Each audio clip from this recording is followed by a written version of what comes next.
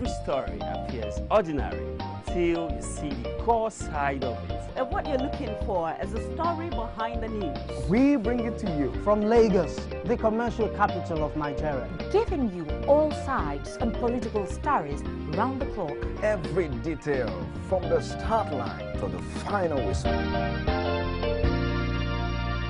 CoreTV News, expanding your view.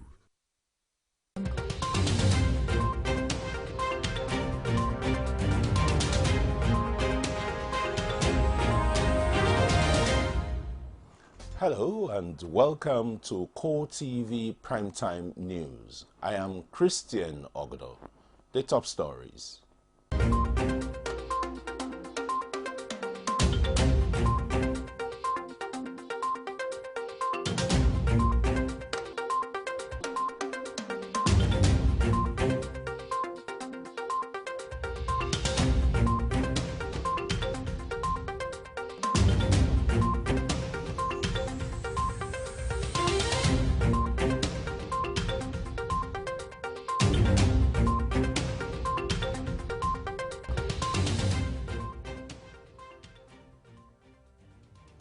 Thanks for joining us. The details of the news now.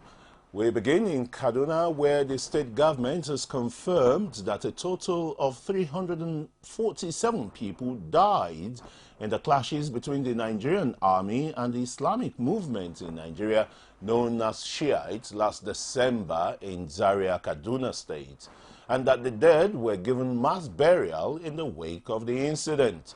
Secretary to the Kaduna State Government, Balarabe Abbas Lawal, disclosed this while given the state's attestations during the public hearing aimed at looking into the clash before the Inquiry Commission. Our correspondent has the details. Okay, we'll be bringing you that report later in the course of our bulletin.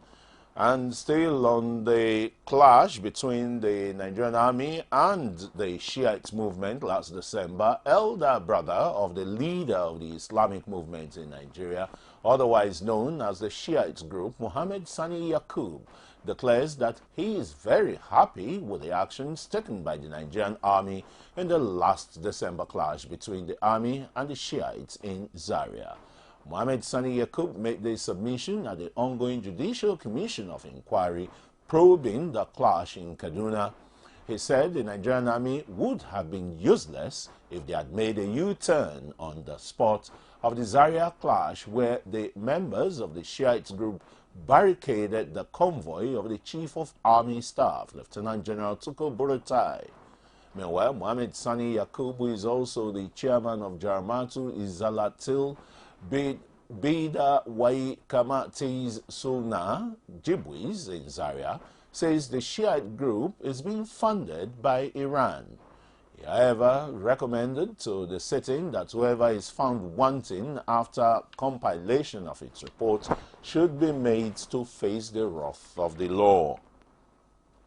And in faraway Abia State, the government says it feels highly embarrassed over the recent reports in some sections of the media claiming that the Department of State Services, DSS, has uncovered 55 shallow graves in a forest in Abia State, where it is believed lies the remains of 5 Hausa Fulani men who were allegedly buried there.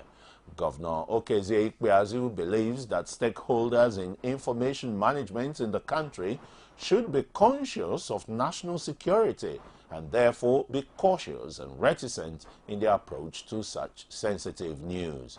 The governor also stated that the people of Abia condemns the flagrant abuse of professionalism by all the parties involved in the dissemination of this volatile and sensitive news, which has not only embarrassed the government of Abia State, but is also capable of raising tension and ethnic acrimony in the state.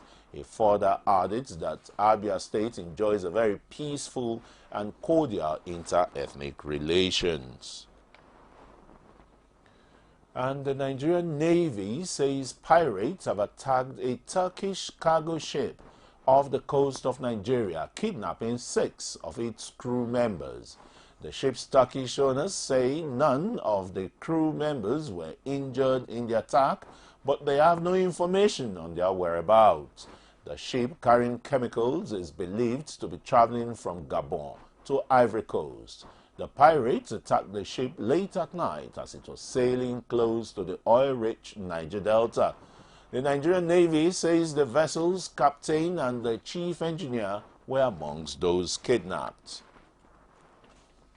And to matters of the judiciary now, former Niger Delta militant Government Ekpemu Polo, known as Tom Polo, has asked the Federal High Court in Lagos to nullify sections 221 and 306 of the Administration of Criminal Justice Act ACJA 2015, which said violated his constitutional rights. Tom Polo is contending that the sections are unconstitutional because they seek to prevent the court from exercising its jurisdiction to entertain any objection to a criminal charge and an application for a stay of proceedings pending appeal.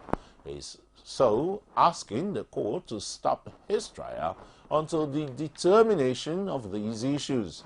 EFCC on March 22nd arraigned Tom Polo in absentia over 34 billion naira fraud after he failed to turn up despite being declared wanted, was said to be at large. And still with the judiciary, in a few days from now, it will be exactly 2 years. I'm sorry, that's not a judiciary story, but just in a few days from now, it will be exactly 2 years since 219 schoolgirls were abducted from the school hostels in Chibok, Borno State. Since their abduction, several individuals and groups have been making attempts to raise awareness on the kidnapping, calling on both the Nigerian government and the international community to help secure their release. The workshop in Abuja is ongoing, where issues concerning the girls and girls' child education are taking center stage, as reported by our correspondent Jamil Afebua. They have cried, shouted, and are still calling on government to bring back the Chibok girls. But it all seems to be falling on deaf ears. Government, it seems, has folded its arms as the girls remain in captivity nearly 2 years after they were kidnapped. The Bring Back Our Girls group have been holding a series of activities to commemorate the abduction of the girls. The dangers of not educating the girl child is one of the issues. If education is endangered, a nation is endangered. There's no doubt about it. We know these days, more than any time in the history of humanity, that the economic health of any country depends on the skills, the knowledge, and the capacities of its people. Government on its own path is ready to do anything possible to ensure that some of the hindrances inhibiting the development of the girl child are removed. The continuous activities of insurgents has led to deliberate destruction of schools, as well as killing and maiming of innocent students and teachers, leading to closure of several schools, thereby interrupting the education of millions of children. The outcry for the release didn't just stop in Nigeria. The international community were soon ready to offer any assistance they could to get the girls back. We are more looking at what we can do afterwards, what we can do to assist Nigeria where it wants assistance in rebuilding the northeast. And of course, we are also active as a country in alleviating the needs and cares of the displaced persons in the northeast. Recently, there has been a spate of kidnapping of young girls in the country. This disturbing trend is being condemned in totality, but there seems to be no end to it. We already are advocating on those issues of abduction, kidnap, and all manner of violence against girls and women. As a matter of fact, we do have existing legislation. I'm sure you know about the Violence Against People Act that was passed in the National Assembly sometime last year. All Nigerians can do now is continue hoping that one day they will wake up to the news that these girls have been returned, just like this one who managed to escape from the captors. Jamil Afegwa, CoreTV News, Abuja. Justice Olabisi Akinlade of Lagos State High Court, sitting in Igboshere, has warned the four-men standing trial for the alleged murder of Cynthia Osukogu, a postgraduate student of Nasarawa State University, against attempting to delay the case. The trial, which began in 2012, was scheduled for adoption of final written addresses, but suffered another setback when the defendant's counsel sought for more time to file the addresses. The trial has suffered a series of adjournments due to delays by the defendant's counsel in filing their written addresses since 2016. Justice Akinlade, who did not hide her displeasure over the delay on Monday, warned the defense to stop giving flimsy excuses to delay the trial. During hearing in August 2015, the judge threatened to send the fourth defendant, Nonso Ezike, back to prison for deliberately stalling trial. Osukogu was allegedly murdered by friends she met on the social media website Facebook on July 22, 2012 at Cosmila Hotel, Lakeview Estate, Festac Town in Lagos. And the parents of a 4-year-old girl, a minor, allegedly raped by a school proprietor, are crying out for justice and for the Inspector General of Police, Solomon Arase, to wade into the matter. The alleged rape was said to have been committed by Elias Oyeke, a 42-year-old proprietor of Victory International Nursery and Primary School in Maraba, Nasarawa State, where the victim was a pupil. Our correspondent, Basil Okafo, reports that the suspect is currently in police custody. His report is presented from our studios. It is a tale of horror and disdain for a man to rape a woman, but it's utterly sickening to rape a 4-year-old child. In tears, the mother of the victim narrates how a 4-year-old daughter disclosed to her ordeal with a school proprietor. He had a carnal knowledge of her for several times. According to her, a medical report on the minor confirmed that she was severely violated and her hymen had been ruptured as a result of the alleged rape. Sometimes inside class, he will pull my pant and put inside my school bag and be using me. Anytime you come to take me around in that afternoon, that what make me to sweat and be the slow writer, he will still come and take me to backyard when children are playing in the midst of children, and take me to big backyard there and sit down on the top of chair and wide my leg and put me in his lap and be using me. He will cover my mouth, tell me to shut up. After break, if I want to wash my hands, if I want to, if I go and play, he will give me to swim morning and afternoon. He will run me clean. Well, my woman went to school to go and buy some certain things. She saw the guy in the school. She went to come and told me, this is somebody that got arrested, which is not arrested. When I came back, I told my woman she would leave it. We don't want to take law into our hands. We went back home. They was not having money. We went to go and meet Ahmed Issa. Ahmed Issa give us 10,000 naira for enable to charter motor to transfer the case from Maraba police station to Lafia. The lawyer to the parent, Ugu Onoja, is demanding an order of transfer of the case from Nasarawa State Police Command to the Inspector General of Police in Abuja for proper investigation and prosecution. We are also making a demand on the Inspector General of Police to ensure that police station is properly investigated and, if possible, closed down. Because if a police station that is created for the protection of citizens of this country are not able to do their job, they should be closed down, and all officers responsible for this omission. Meanwhile, the suspect is currently being detained at the Nasarawa State Police Command as efforts made to get his reactions were unsuccessful at the time of filing in this report. A federal high court sitting in Abuja has given the Economic and Financial Crimes Commission, EFCC, the nod to arraign the former governor of Abia State, Dr. Orji Uzo Kalu, on May 16th. Kalu, who was hitherto answering to a 107-count corruption charge, will enter fresh plea to amend a 112-count charge dated February 11, 2008. Trial Judge Justice Anwuli Chikere granted the FCC the leave to rearraign the former governor after she was furnished with the judgment of the Supreme Court, which on March 18 held that the defendant has a criminal case to answer. Kalu will be arraigned alongside his firm, Slock Nigeria Limited, and his alleged accomplice, Uday Jones Udeogu.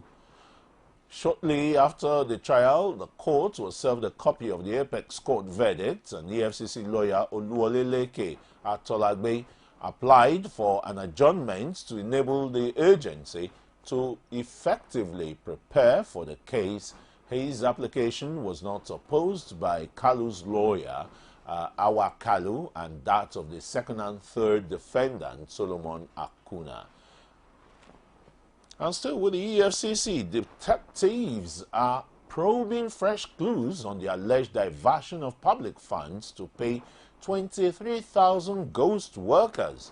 The Economic and Financial Crimes Commission, EFCC, was shocked to discover that most of the slush accounts used for the pay fraud have either irregular bank verification number, BVN, or no BVN at all. The fresh clue raises the suspicion that the pay fraud cases may be more than the 1 billion naira so far uncovered by the EFCC. And meanwhile, some civil servants said to have fled from their duty posts following the smashing of this syndicate behind the ghost workers. Further reports indicate that more workers might be picked up in the next few days by the anti-graft agency. And an activist and senior advocate of Nigeria, Femi Falana, SAN, has threatened to sue the federal government of Nigeria over plans to borrow $5.5 billion from international creditors to fund the 2016 budget. Falana advises the government, to recover the $200 billion allegedly withheld by federal agencies and multinational corporations instead of borrowing to increase the nation's debt profile. Falana's call is contained in a letter to the Minister of Finance, Kemi Adeosun, entitled Request for the Collection of Outstanding Revenue of 200 billion naira withheld from the Federation account or stolen by looters. The Lagos lawyer equally wants the federal government against collecting a $2 billion loan from the Chinese government. Falana had, in a previous letter to the finance minister, urged the federal government to explore alternative revenue sources to fund the 2016 budget instead of increasing the nation's external debt, which currently stands at $64 billion. And regional cooperation backed by enabling laws is the way to go for the West African sub-region to truly overcome its various challenges, which includes youth's restiveness, insecurity, and many others. This will only happen with the expansion of the impact and powers of the ECOWAS Parliament in partnership with the heads of states of the members of the ECOWAS. Speaker of the ECOWAS Parliament, Mustafa Sissay Lo, says the Parliament will work with the Commission to make this a reality. Correspondent Kazim Kasali completes the story. With the swearing in of these new members of the ECOWAS Parliament, the stage is set for the commencement of business of the 5-day extraordinary meeting of the Parliament of the sub-regional body. In his speech to set the agenda, Speaker of the Parliament says the 4th legislature of ECOWAS seeks to put in place a strategic plan to make the work of the ECOWAS Commission and the head of states easier. He says the legislature also seeks to expand its impact and influence so as to help in addressing the major challenges facing the region. We're going to go to the Committee of Finance, those responsible to examine the budget, to look into this. Well, we also like to express our gratitude to the newly appointed President of the ECOWAS Commission, together with his commissioners, for having really facilitated our task for us by coming here. Also speaking, new president of the ECOWAS Commission, Marcel de Souza, says the commission will work in partnership with the parliament to tackle the challenges of the sub-region. Some members of the parliament, led by the deputy speaker of Nigeria's House of Representatives, say the ECOWAS parliament speaker has set the tone for what they believe will be a fruitful deliberation. I think for now, we have to start taking our steps one after the other. So if the authority of the head of state thought it best that at that time that particular clause was offensive, that clause is going to be removed now. The focus is perfect, and what is important is getting the right instruments to ensure that every member state adheres to this and there is due enforcement. I think this extraordinary session is quite important, and what he talked about strategic planning, and if you look at the work plan, you could see that there's going to, today we're going to set up an ad hoc committee that will be saddled with the responsibility to work out the strategic plan for the parliament to move. The members will continue to meet in plenary and are expected to ratify the strategic plans of the parliament before the end of the extraordinary session. Kazim Kasali, CoreTV News, Abuja. All right, in part 2, after the break, Sing Song, or call it Ding Dong, is the new tune of Budget 2016 as national legislators disparage each other over the content of the budget. Join us again. VAT, Value Added Tax, is a tax paid on all goods and services and remitted by the seller of the goods or provider of the service to government. 5% VAT is added to the total cost of goods and services in Nigeria, and when remitted to government is used for funding development.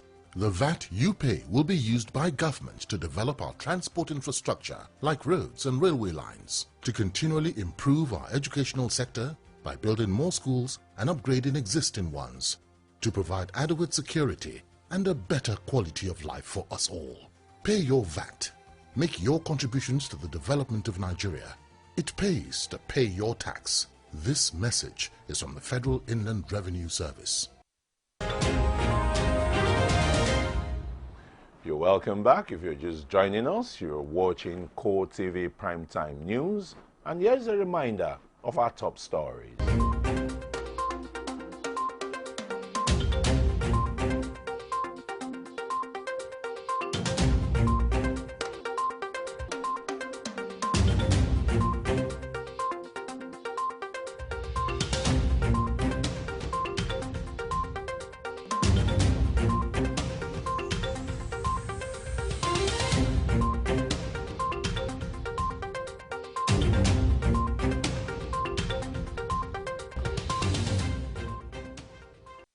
You can watch these and many more stories on our social media platforms on facebook.com/CoreTV News.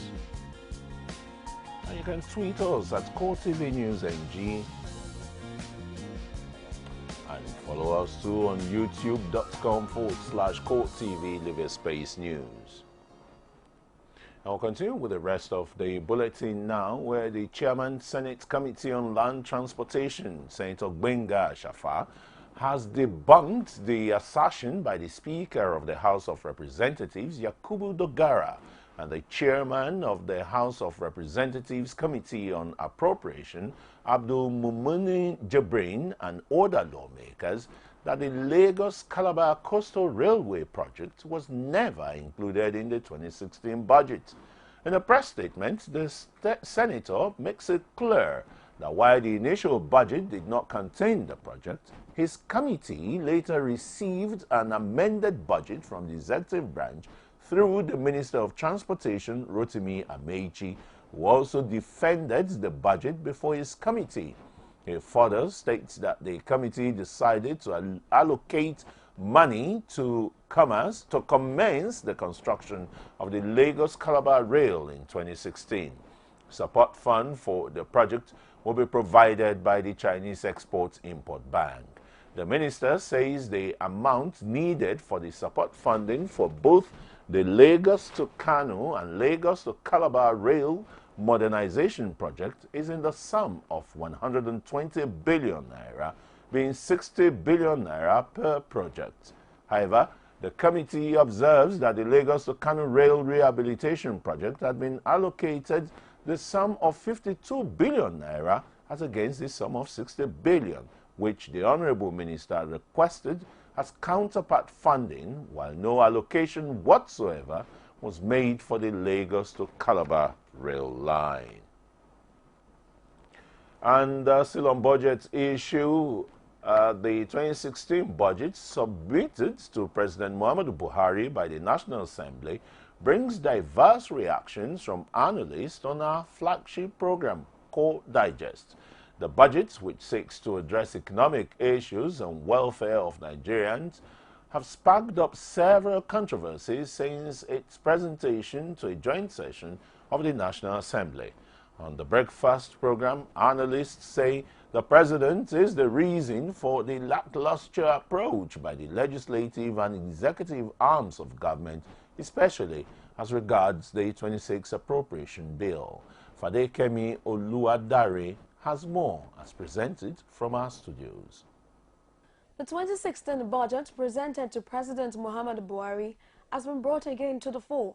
On our steamy flagship program, Core Digest, analysts claim that the president is the reason the legislative and executive arms aren't working efficiently, especially in consideration of the passage of the bill. And the fact that we don't have a budget in 5 months cannot just be the fault of the legislature. I put all of it on the number one man of the country. Is responsible when everything is going wrong, going right.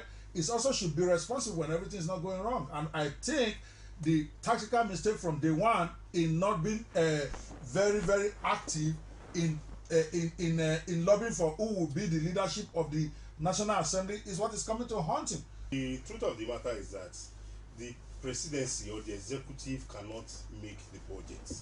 What the executive does is to prepare the budget and send it to the legislature.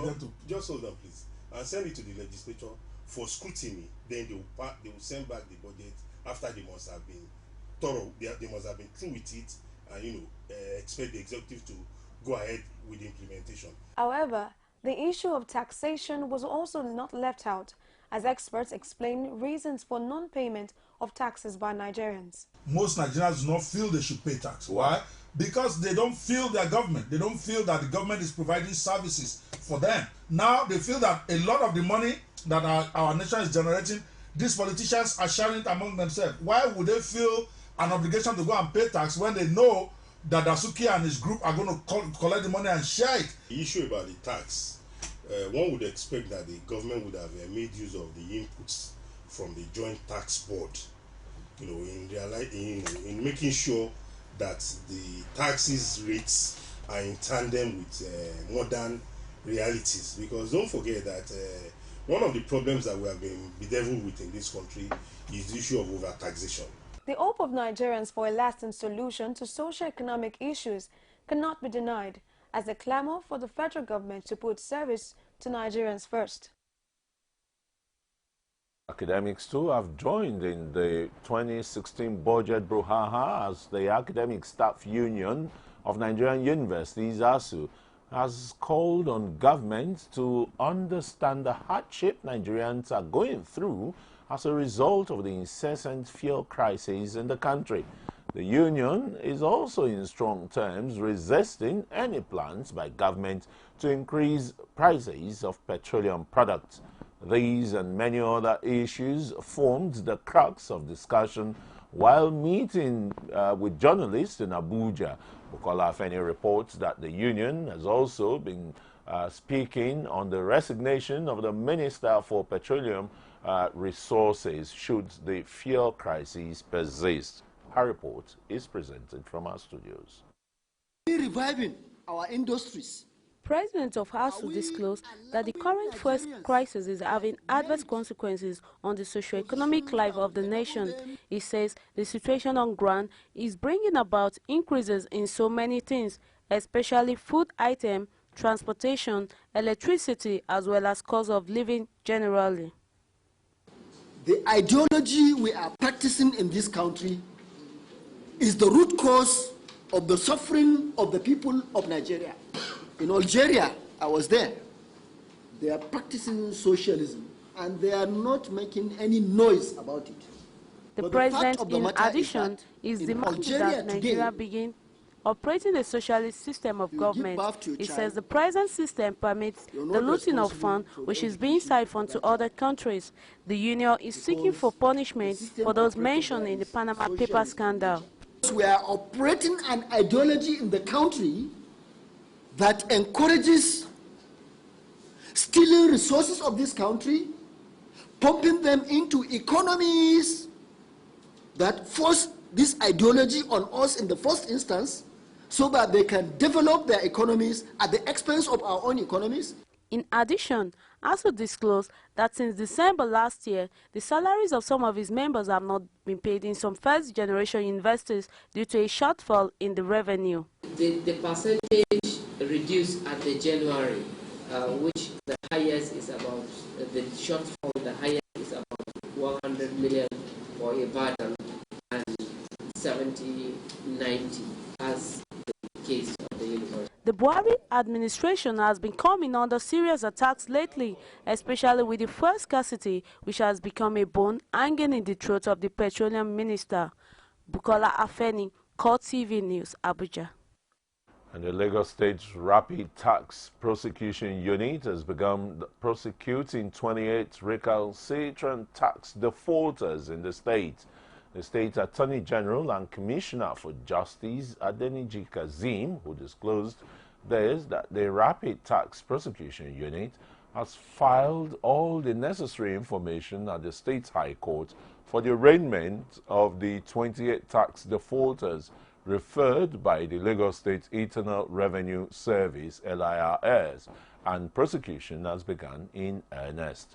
He said the offenses range from failure to furnish and file tax returns to failure to pay personal tax to the state.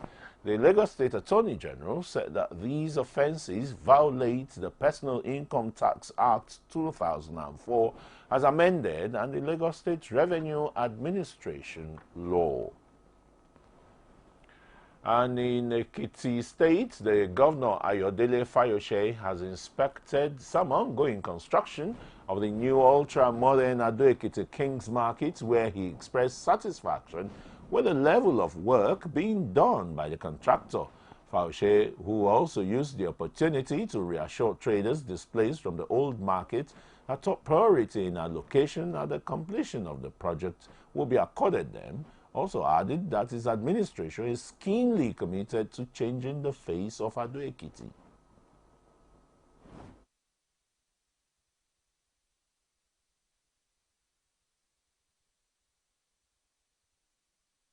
Once in a while I come around to inspect and see them make necessary progress. And so far, so good. This stage is the most critical. And we have to ensure that things are done properly. As soon as they get out of this stage, the speed of work or the project itself will become visible. The traders who were displaced from the market of the right of place of completion of the ultra-modern market. You can only suffer a momentary pain. After 18 months, 20 months, it will be a thing to celebrate for them too, the comforts that will greet it.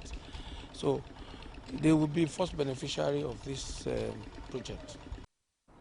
And in Plateau State, residents of a community in the capital city of Jos called Jenta Adamu are bemoaning government neglect and absence there. They say since the new administration of Governor Simon Lalong came to power nearly 12 months ago, no developmental project has gotten to them. Leaders of the community, speaking with our correspondent, submit that the situation is now worse due to the coming of the rains. The report. According to the ward head of Jenta Adamu, Kabala Gwede, the community looks like a refuse dump whenever it rains because the drainages have been blocked. He lamented that while several communities are getting government attention, no one has come to their aid. In Jenta Adamu, we don't have a refuse can whereby the community can dump the refuse where it's necessary. We are drawing the attention of the government to Jenta Adamu. Youth leader Olga Toko and secretary of the ward, Wash William, also called on the government to come to their rescue now that the rainy season is here. Have we done anything wrong? Or have our forefathers eaten the sour grapes that the teeth of the children have set on edge? That's the best thing that we need to know. And they should please come out and ask and tell us the reason.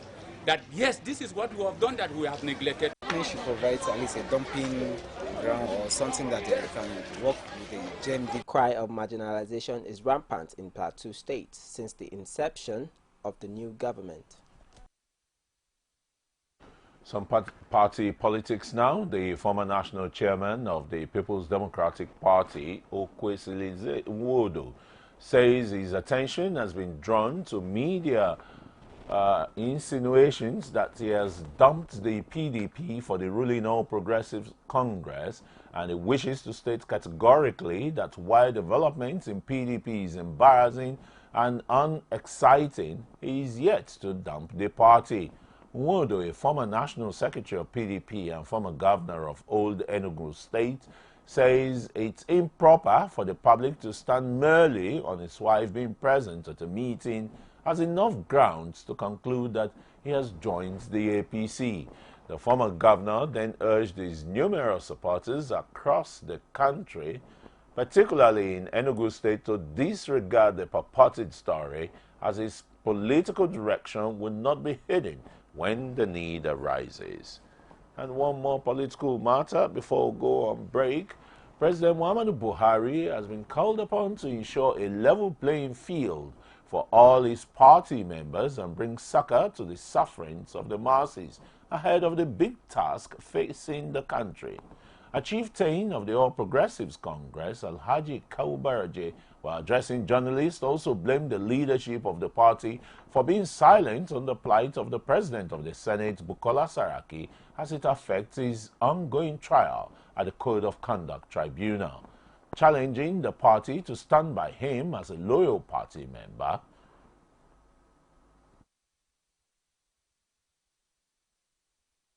I must say that I belong to the group that is not very satisfied with the performance of this party. Not only because the Senate President is having a very serious political case, because that case is very political, but because there are other cases and instances where we are not happy about the performance of our party. The dragon of impunity is creeping into APC. And at this point, I want to sound a note of warning to our dear President Muhammadu Buhari. He should take note. He should, at this point of, like Nigerians will say, shine his eyes. the APC chieftain was full of disappointment for what he called impunity and lack of respect for the rule of law, which is now rearing its ugly head with the present government. And we need to make them happy. What we are saying is that majority of Nigerians are suffering. And we need to make our impact felt by removing the suffering of the masses. That's simply what we are saying. If that interprets to sleeping or romancing with impunity, that to me I will never do. If I can leave PDP because of impunity, lack of respect for rule of law, then do I want to continue in another party in that way? At Abubakar Kaubaraje, chieftain of the All Progressives Congress. We take another break now, and when we return, we'll be looking at some of the stories outside Nigeria, where in Somalia, a car bomb has killed 4 people. Stay with us. CoreTV News now live on all Androids. Welcome to CoreTV Primetime News. Download CoreTV News app from your Play Store. Click on the menu to see all our top stories from politics, sports, business, foreign news and live TV to watch us live on your mobile. I want to know why I should be believing them. You can also click on video to see all our YouTube videos. CoreTV News, a 24-hour news station.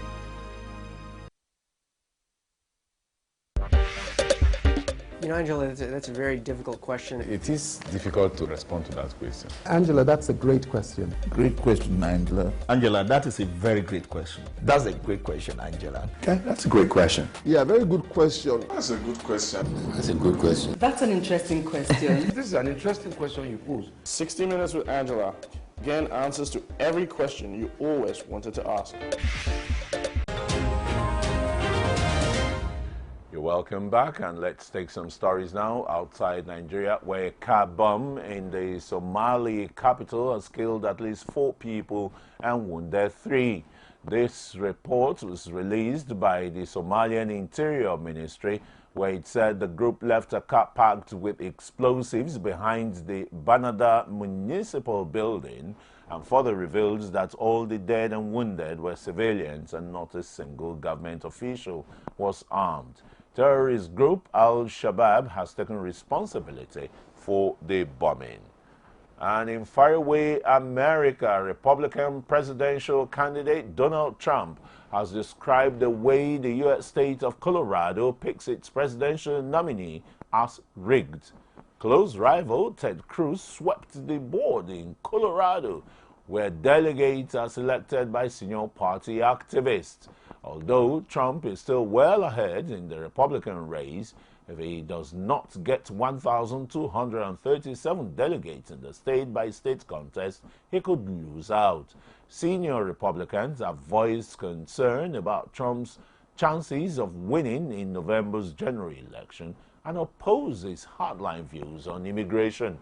In recent political era, most states have opted to hold statewide primaries or caucuses to determine the number of delegates pledged to a particular candidate. But Colorado decided to select its delegates in a different way at its own state convention. And now we'll go on to some sporting stories. Now we'll begin with a crisis in the NFF, where men of the Nigeria police have sealed the entrance to the Nigerian Football Federation office in Abuja after a court ruling in Jos Plateau State. Soldiers and riot policemen manned the entrance of the building, controlling entry into the main office of the crisis-hit NFF. The dispute over NFF elections in September that saw NFF President Amaju Pinnick lose his post to Chris Giwa has drawn attention from football governing body FIFA. Staff of the FIFA recognized NFF, including the General Secretary, Mohamed Sanusi, are currently working in the building. Meanwhile, Giwa's faction and all other non-staff of NFF have been denied access into the football house by police who have been in attendance since Sunday. The ongoing power struggle means Nigeria faces the prospect of a FIFA ban which could put their World Cup qualification hopes in jeopardy. And finally, World Football Governing Body, FIFA, has warned Nigeria over the risk of suspension after a court ruling nullified the elections of the Executive Committee of the Nigerian Football Federation. In a letter from the Acting Secretary General, Marcus Catney, to Nigeria, it says if the decision of the Federal High Court in Jos is implemented, it would likely be considered as interference in the internal affairs of the NFF and will attract state penalties. The warning comes after the court last week ruled that the September 2014 election of NFF President Amaju Pinnick was null and void. Any ban on the Super Eagles would prevent them from playing in international competitions, including the upcoming World Cup qualifiers later this year. The Federation Board said it will appeal the judgment. And before we go, here is a recap of our top stories.